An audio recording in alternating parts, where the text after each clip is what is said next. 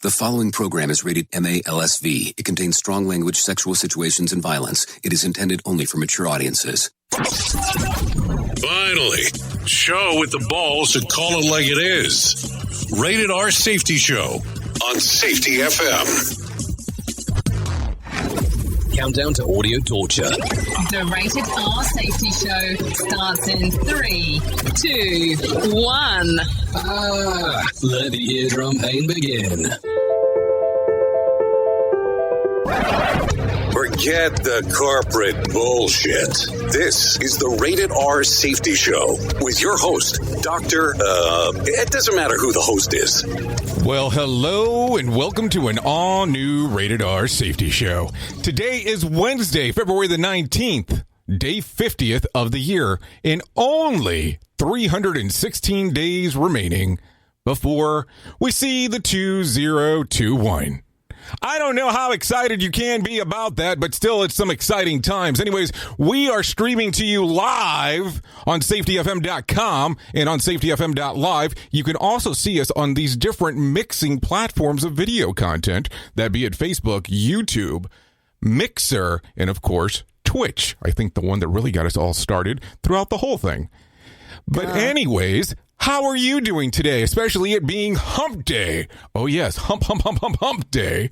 And you know how that is, middle of the week, trying to get everything done and over with so we start moving forward to the weekend. Now, I'm going to tell you, we have these conversations from time to time about how important the weekend is for some people. And I look at it and I go, I feel like I work all the time. And I'm sure you feel that way too.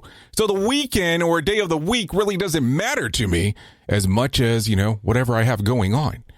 And as I have told you, coming forward next week, we will be doing some of the shows with the Safety FM Road Show in North Dakota. Oh, yes, you did hear me from North Dakota. That is correct. That is where we'll be next week. Duh. Doing some live shows from the convention floor. Like I have told you previously, though, I doubt seriously that we'll probably be doing the Rated R Safety Show from there. People get a little bit hesitant about some of the stuff that I talk about on this particular show. I never understand why that is. Rated R Safety Show. Sarcastic? Never. So anyways, how are you doing today? Have you been busy? Have everything been going so fantastic for you this week? I, on the other hand, continue to look at the different things that are going on inside of this little world of ours, and I find it interesting, and I try to bring you all of the information that you want to hear directly to you right here on the Rated R Safety Show. So, I'm not going to waste a lot of time, and I think that we should do a couple of things.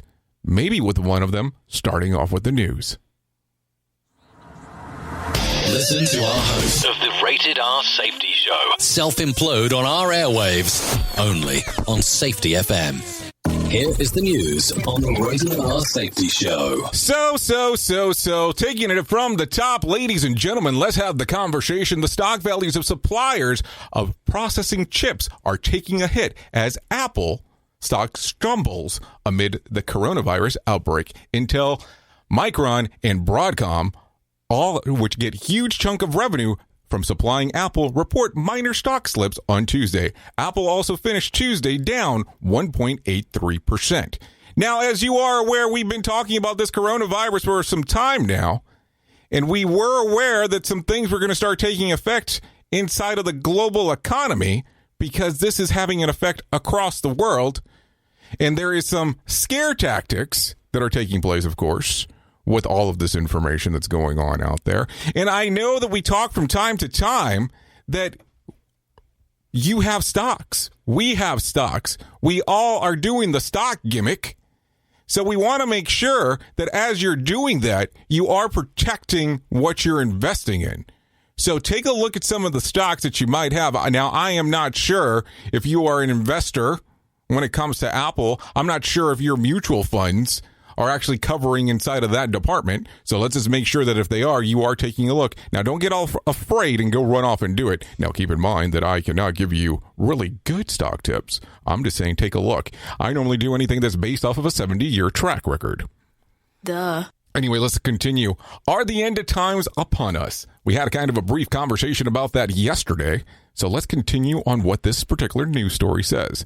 One blogger says that 10 plagues are in full force across the globe. Locusts are plaguing Africa, spreading into Asia. Sydney, Australia is experiencing torrential rainfall. Mississippi is flooding. Strange earthquakes have been recorded in the Caribbean. A volcano in Indonesia has its most powerful eruption since 1930.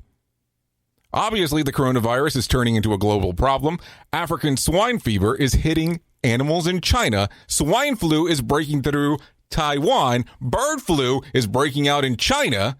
And new strain of bird flu is popping up in Germany. So what do you think? Now, I don't know. Are you looking into these potential plagues that are hitting across the place? And do you read the book that talks about these plagues that are actually potentially going to occur during the end times? Because if that's the case and you are reading them, I am for sure a firm believer that you're going to think that that's exactly what's going on right now. Duh. So that's the way that you're going to probably have to take a look and go, okay, this makes sense under X. So what are you thinking? Does it make sense? Are you under the impression that the plagues are hitting us? We are in the end times? Is the book of Revelations revealing itself at this particular moment?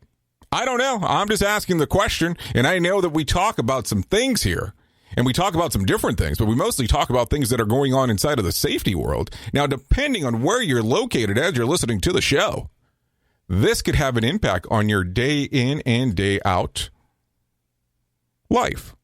You could be doing some things that actually are affecting everything that's going on. You could be doing some things where it doesn't affect what you have going on. So I don't know. I look at it and I go, hazard matrix we talk about all the time, but we also talk about the different things and look at it and go, how does this affect? Now, I will tell you, the more I look into some of these things, it is kind of interesting on how they do tie into the book of Revelations. But I'm just saying based on information that I'm able to find. It's kind of odd, kind of curious, kind of strange, but just the way that it is. Rated R Safety Show. Sarcastic? Never. Hey, it is what it is. Let's continue. Employees at crowdfunding platform Kickstarter have voted to unionize. The group of 85 decided to align with New York's Office and Professional Employees International Union. They're going to fight for equal pay and more inclusive hiring. What do you think? Do you think that a union brings a value to the things that you want to do? Some people love unions. Some people hate them. I think that there's kind of a good mix depending on what you decide to do with the union. I'm not going to say that I'm pro or against. I think it really varies from scenario to scenario and what you have going on. What do you think about unions? Do you like them? As a safety professional, how do you look at unions? Are they things that are important to you?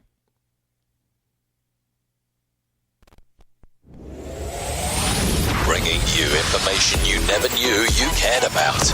Rated R Safety Show. Okay, according to information that I can find, adults older than 55 are happier than millennials' counterparts. A survey of 2,000 such Brits showed that 69% of finally have time to pursue activities they didn't have time or couldn't afford to do earlier in their life.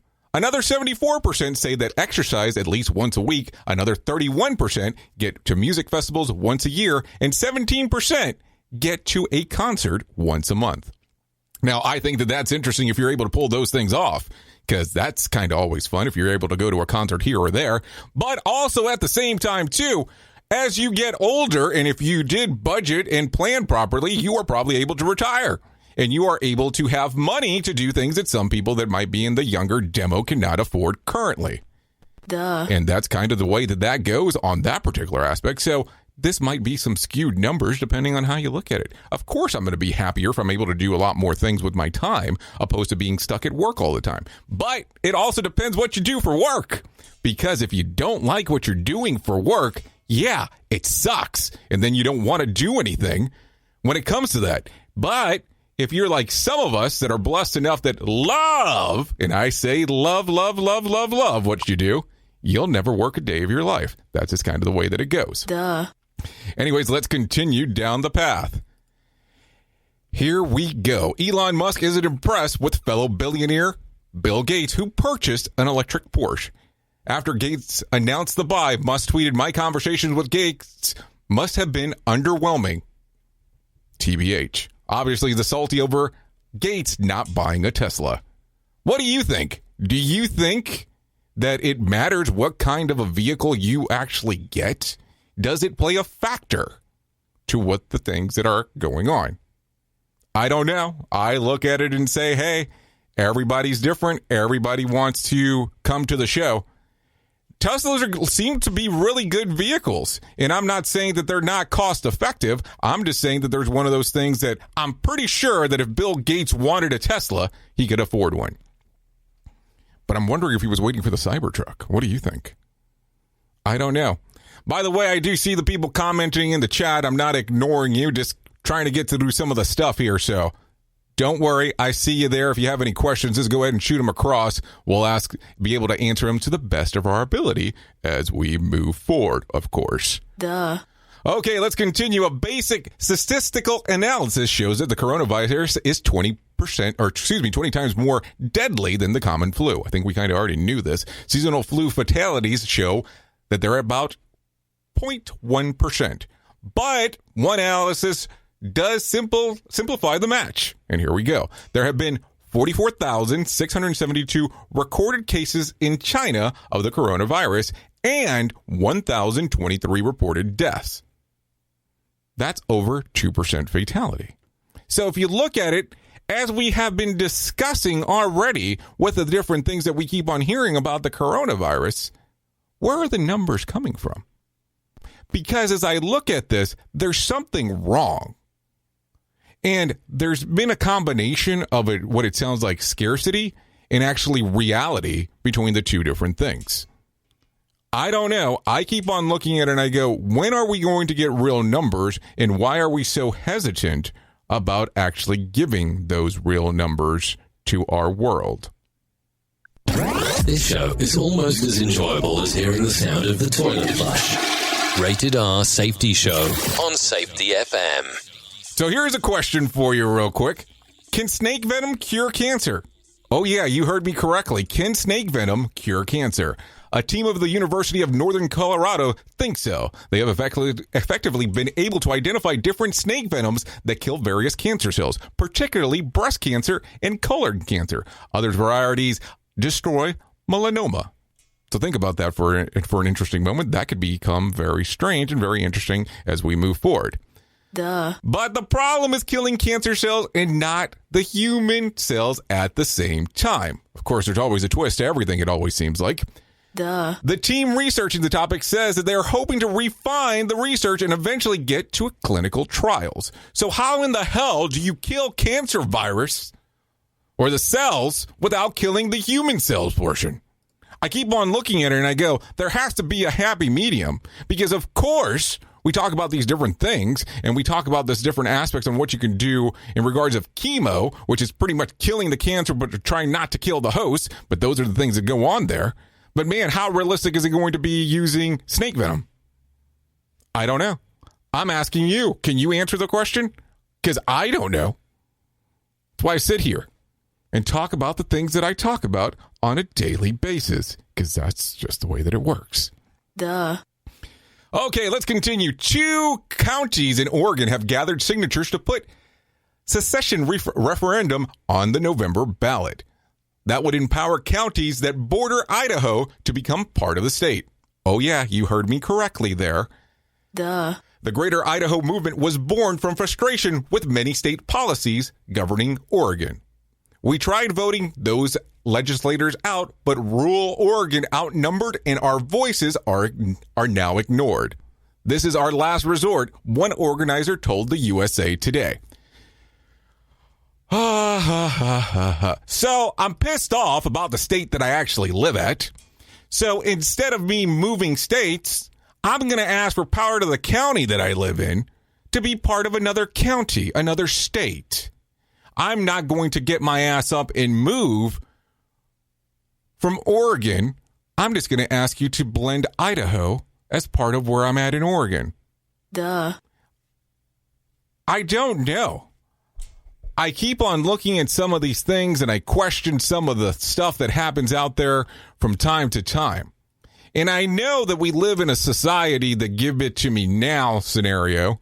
I want it now, I want it now, I want it now. And I'm not saying that I don't run into that problem, because I'm sure that I do. But man, if you don't like it, leave it. If you don't want to be there, go. Say goodbye. Say hasta la vista, baby. And move forward. But now you're going to try to get the county lines to be almost changed over to state lines? You're going to say, hey, because I don't like something, you need to change it all the way across the board.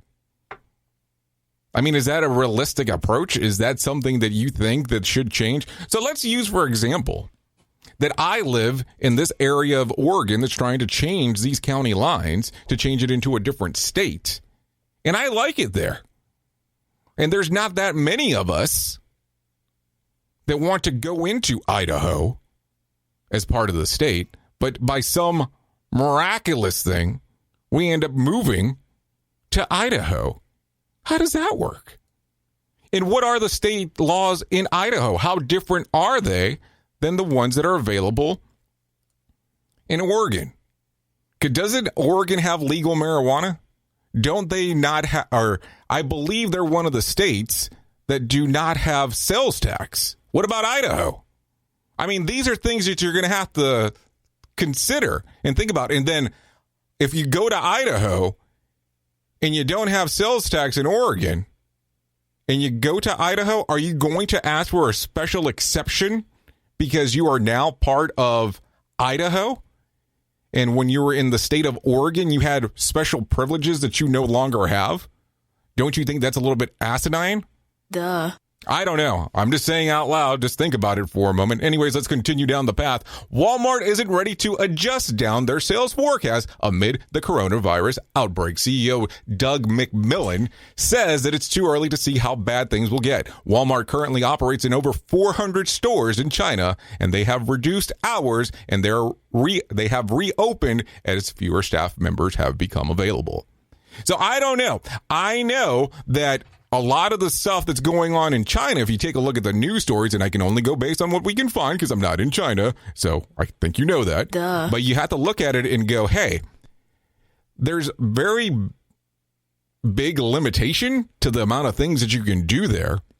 And if you watch some of the different news networks, they talk about that some of the people that are even not from China have been quarantined to hotel rooms, which I'm sure that has to make it pretty interesting at the same time, too. But I would imagine that as you look at this, some of this stuff has to be so out there in regards of not being able to work. What are you doing for finances? How are things going? You know, there are some health issues that are related there. And I'm not talking about scarcity. I'm talking about the things that are being reported. And then the more and more we look at this, the more and more we find out that the numbers vary based on what you're hearing about the amount of people that have been infected. So how does that actually work?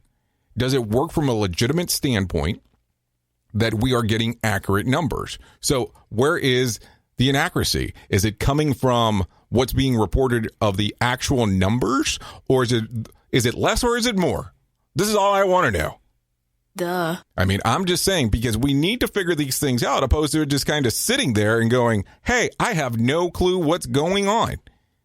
Because I don't think that it's fine that we're not finding out exactly what's happening. And I mean, there's some interesting things on social media that you can find, but I always tell people you can't believe everything that's on social media. If you don't believe me, look up an old company called Cambridge Analytics. I'm just saying. There's enough information out there now about it, I would imagine. Duh. Anyways, let's continue. The jury is deliberating in the Harvey Weinstein rape and sexual assault trial. On Tuesday, they asked the court to further review the evidence, including emails sent by Weinstein, in which he asked his personal investigators to red flag certain women to keep an eye on. Many of these women were those he feared were cooperating with journalist Ronan Farrow investigation, which ultimately exposed Weinstein. So, this has become a very interesting news story, as you have seen more and more things come out of it. And I don't know what they're going to end up doing, and I'm not saying one way or the other is correct, incorrect, or so on, but boy, has that become something that has become extremely interesting, the outcomes that we have seen occur since that news story broke. You heard that one, you heard the Bill Cosby thing, the Me Too movement came out of it. But it makes me wonder how many people had to suffer before anybody decided to move forward and do anything with the people that have been proven guilty so far. Because right now, it's a matter of public opinion on if Weinstein is guilty or not. The courts have not determined that yet. So that determination will come apparently soon, based after this deliberation. I just bring it up because it's there. Need to talk about it from time to time. Anyways, let's go into some sad news here. Esther Scott has died. The actress who starred in Boys in the Hood, Dreamgirls in the Pursuit of Happiness, and Transformers suffered a heart attack last week in her Santa Monica home. She was hospitalized following the episode, where she passed away, on Friday, surrounded by loved ones. So, sad news coming out of there. As always, we do have some news that is coming out of the area of politics, but we don't talk about politics here because I just try to avoid them because sometimes I feel it's just so stupid, some of the information that's being covered. When we get closer to the election season, and I guess when we're actually kind of getting to the final of the Democratic primaries, we can talk about some of that stuff, but then the closer we get to the actual real election, we'll have the conversation there. Anyways, let's talk about the lottery. No winner for Saturday night's Powerball drawing. Tonight's drawing will be for $50 million jackpot or a $35.4 million cash payout. The options will be up to you, depending if you win or not. So, good times there. Anyways, if you're listening or if you're planning on watching the major late night talk shows tonight, Jimmy Kimmel, Jimmy Fallon, Stephen Colbert, and Seth Meyers are all in reruns. So, you can skip those out. James Gordon will have Justin Bieber on tonight. So just in case you're a Bieber fan, you can go out there and take a listen to that if that's something that you're interested in. Hey, I'm not passing judgment. I'm just saying, hey, you can do whatever you want. It's your thing. Rated R Safety Show. Sarcastic? Never. Anyways, let's talk about the days of the year today that you can celebrate. Today is International Tug of War Day, National Chocolate Mint Day, National Lash Day, National Vet Girls Rock Day, and then Prevent Plagiarism Day. All days that you can celebrate here on the 19th of February, which is Wednesday, Hump Day. Anyways, not much more than that actually going on here on the show today. So if you are watching us on the video stream, we will go a little bit longer as we have discussed from time to time. And if you are taking a listen to us on the radio system, we're about to let you go. And if you're on the podcast network, well, we let you go at the same time the radio station people go bye-bye. So thank you for listening to the Rated R Safety Show. I have been your host today. And as I always like to say, you know who I am. I know who you are. Love you, mean it. Bye.